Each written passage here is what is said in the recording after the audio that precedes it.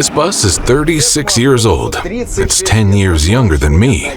Could I have imagined such a thing? Feels like my childhood, only today I'm driving.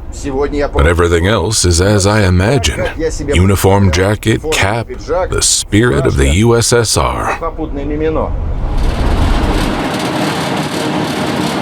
The bus travels confidently and obediently, has a slight backlash but is clearly and unquestioningly controllable. The long, heavy body of the bus sways on bumps like an all-intercity bus. The howl of the motor is heard from somewhere behind. In summer, it is hot on the bus if you go slowly, and it's cold when all the windows are open and you go fast. It is always warm in winter.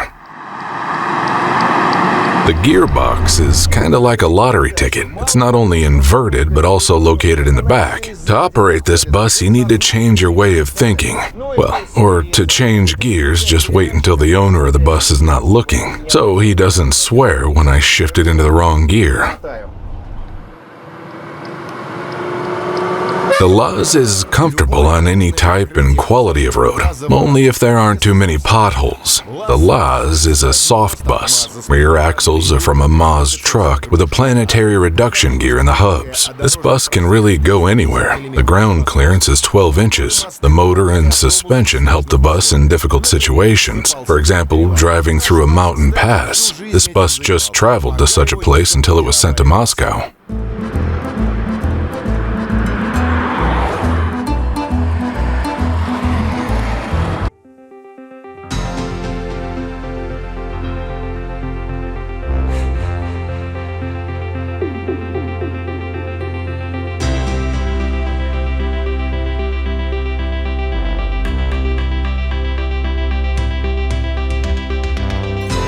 Moscow, 1985, 12th World Festival of Youth and Students. There were many foreigners, and Moscow wanted to look its best. The purpose of the festival was to show how good it is to live in the USSR.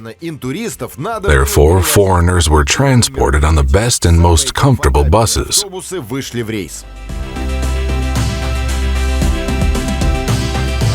One of these buses is right in front of you. This is the last LAZ used for the festival. This is a unique LAZ.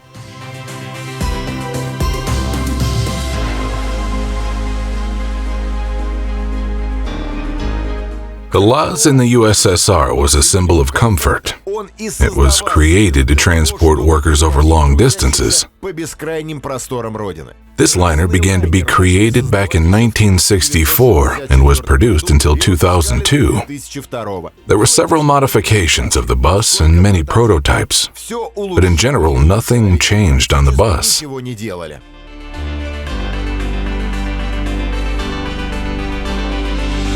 The model name of this bus has the designation R. They began to produce it in 1978. This bus is 1984.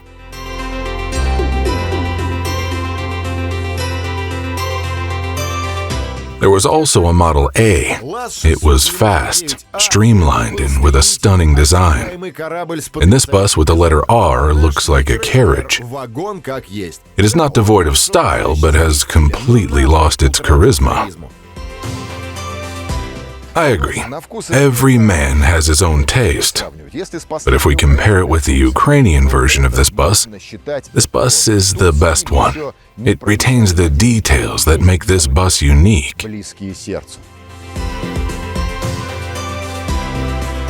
The first thing that catches your eye is a false radiator grille. Later, this grate will be removed and LAZ will look like a sad, hard worker driving between the dull cities of the collapsed USSR. But that's not all. The rectangular headlights were later changed to round ones, which looked sad. But such happy square headlights are the ones put on Moskvich, Rafik, and Skoda. If it were not for Peter, whom we are visiting, I would not have noticed all this, as well as the yellow fog lights. Did you notice them? The same headlights were on PAZ, LAZ, and other vehicles until KAMAZ came out into the world with its square forms of everything. After that, they put square fog lights on LAZ. Later, the emblem was also changed. Long-distance buses were longer than the city versions by an entire section. Therefore, it takes a very long time to walk along the bus, almost 12 yards. When I pass this bus, it makes me do a double take, as I've never seen anything like this. Round car hubcaps. These hubcaps are unique. It's funny to talk about it, but the fact is, in the USSR, it was a luxury that could be bought only if you had connections. These hubcaps are like an aluminum watermelon, which gives the bus a completely different look. Do you see these numbers? This is the bus number, just like on the license plate. The drivers specifically marked them so that their hubcaps would not be stolen. You see this plastic insert? I'll tell you about that a little later. The rear of the bus bulges out. It protrudes so much that it often scratches on uneven roads. Why is that? Well, the base of the bus is 218 inches as in the city version and is longer by one section. In addition, there's an engine in the back, which weighs a lot.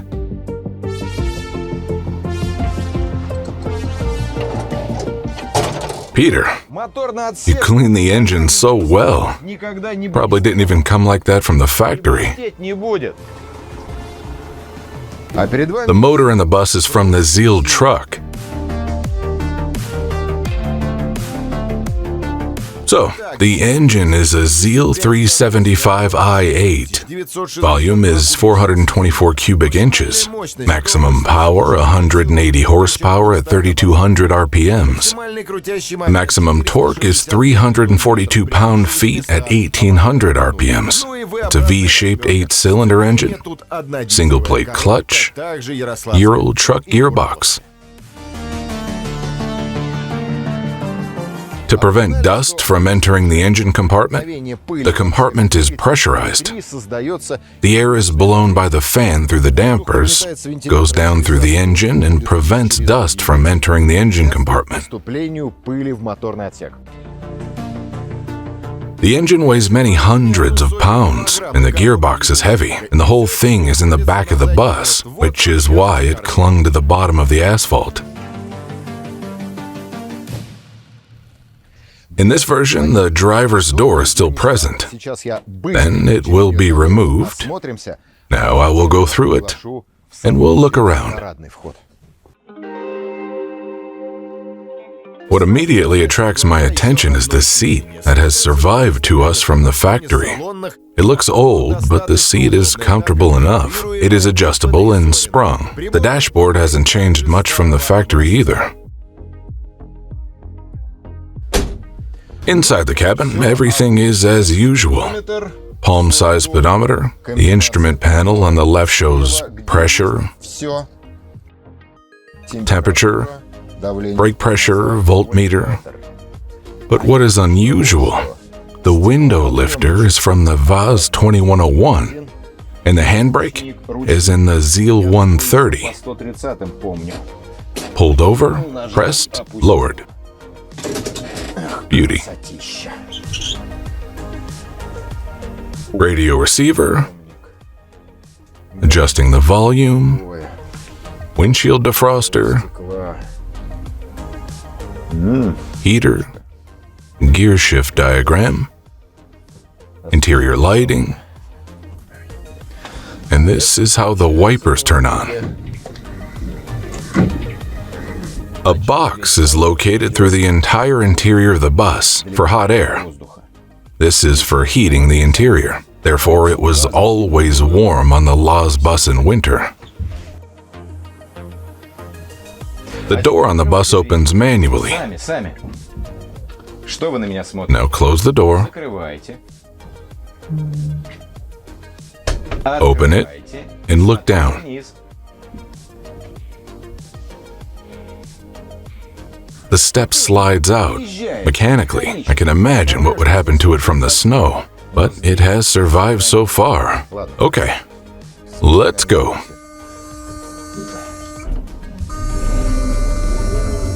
We start the engine, wait for the air pressure to build, the pump will not stop beeping.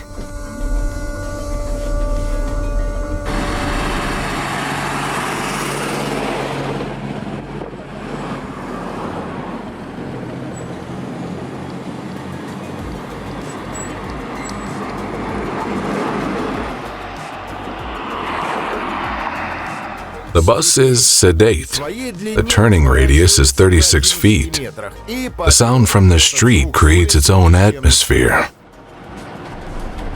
Remember I told you about the plastic insert? Told you, remember? So this insert was screwed onto the steering wheel. Where they got it from, no one knows. Perhaps they stole it from their neighbors, or maybe they took it off the bus written off for scrap. Now, go see the salon. Such a salon. I'll honestly tell you, you will not see anything like it. And most importantly, this salon is from the factory. Yes, it was. And unfortunately, it won't be on any other buses. The seats are comfortable. Wide aisle, high ceiling, huge curtain windows. The standard of comfort. 41 seats, 36 like in an airplane. 5 of them in the back are for children. The most cheerful, warm, noisy, and stuffy.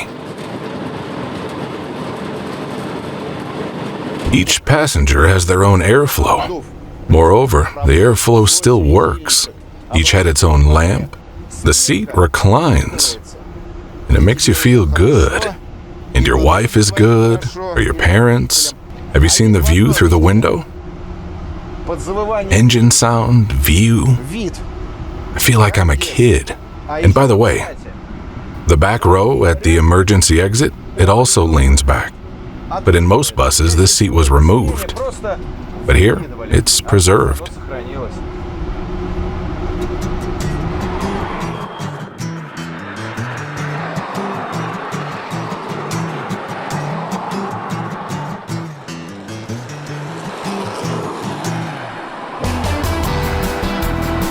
Today, there'll be no stories about the maximum speed, about the number of buses produced and what happened to the plant. It's not important right now. The important thing is the memory that lives deeply in the memory of the people born in the USSR. About people who pay attention to the bus, smile and feel nostalgia for the times when the USSR was still there, when Ukraine, Belarus, Russia, and other countries were together.